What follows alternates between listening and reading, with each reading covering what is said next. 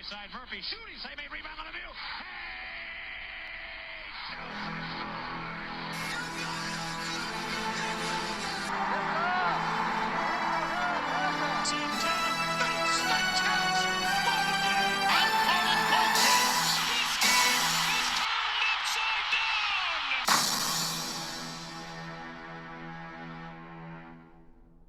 Hey everyone, this is Casey. You are watching the Red Rubber Duckwind All Sports Network. And well, so far the Steelers are doing good here in this second half from hell. They are 4-1 after the bye week, and now it's time for the Steelers to face their toughest challenge yet. They will be traveling to Philadelphia tomorrow to take on the Eagles. The Steelers are not known for their success in Philly since they haven't beaten the Eagles in Philly since 1965. The Steelers sit at 10-3 on top of the AFC North by 2 games over the Baltimore Ravens, and they are winners of 7 of their last 8. And they can clinch their ticket into the postseason with a win or the combination of Indy and Miami losing.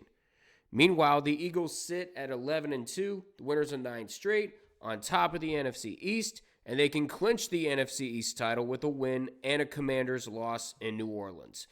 But let's focus on this matchup because there's plenty of fireworks in store. And you already know what fireworks the Eagles offense provides, and his name is Saquon Barkley.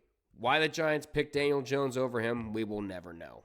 He ran for 100 or more yards in 7 of the last 8 games, and last week against the Panthers, he ran for 124 yards and 6.2 yards per carry.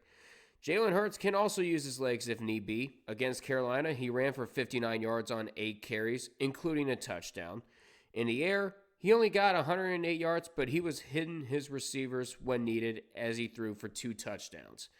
Some weapons to watch out for include A.J. Brown, who caught 4 for 4 for 43 yards, and Devonta Smith with 4 catches for 37 yards and a touchdown, and the Dallas Goedert replacement, Grant Calcaterra, as he had 3 catches for 16 yards.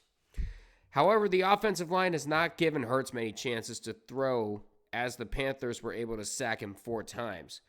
Last week, the Steelers offense didn't exactly have the great air show from down in Cincy, but considering that the Browns defense was better than the Bengals defense, we would let that slide for only last week. Russell Wilson didn't get many yards last week, throwing for 158 yards and 2 touchdowns. Without George Pickens, who is still recovering from a hamstring injury, the leading receiver last week was the tight end Pat Freiermuth, who caught 3 out of 3 for 48 yards and a touchdown. The offense seems to be back in stride with 27 or more points in back-to-back games, however. The rushing attack didn't really blow people away per se, as the leading rusher Najee Harris got 53 yards on the ground as well as a touchdown. Meanwhile, Jaylen Warren got 47 rushing yards of his own. Now, I mentioned Saquon earlier, and he might have a lot of fun running against the Steelers' defense. Last week in their rematch against the Browns, they gave up 104 yards on the ground, and overall against running backs, they are tied for 7th in the league with allowing 4 yards per carry. But when it comes to running quarterbacks, that's a different story, as so far they've given up 4.9 yards per carry. However, the passing defense is anything but mid, as they are currently 7th in completion percentage. And last week, they were able to get 2 interceptions off of Jameis Winston, with those being Keanu Benton and James Pierre. The pass rush may be in the middle of the pack in the NFL when it comes to sacks with 32, and they are tied for 16th. But 3 of them were from last week against Cleveland. And with the return of Alex Highsmith and Cameron Hayward playing at a high level, the Eagles' O-line might need to watch out.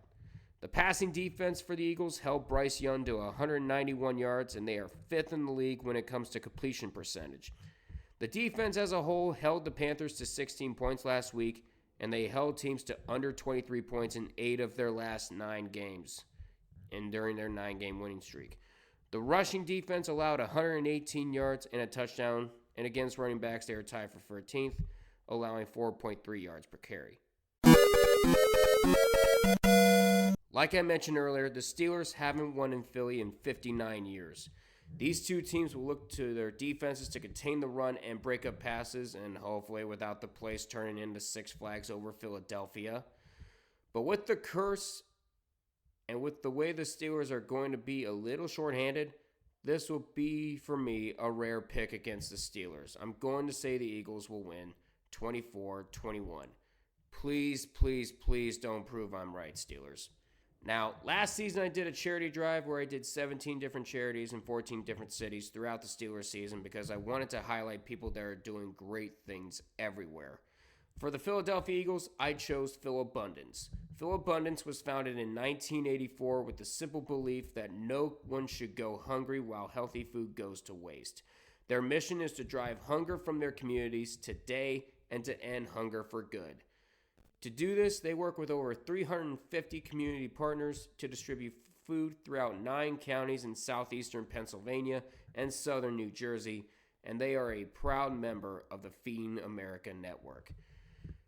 And also, I will put in a link to the American Red Cross for rescue efforts for Hurricanes Helene and Milton, and links will be posted along with the charity for each team going forward.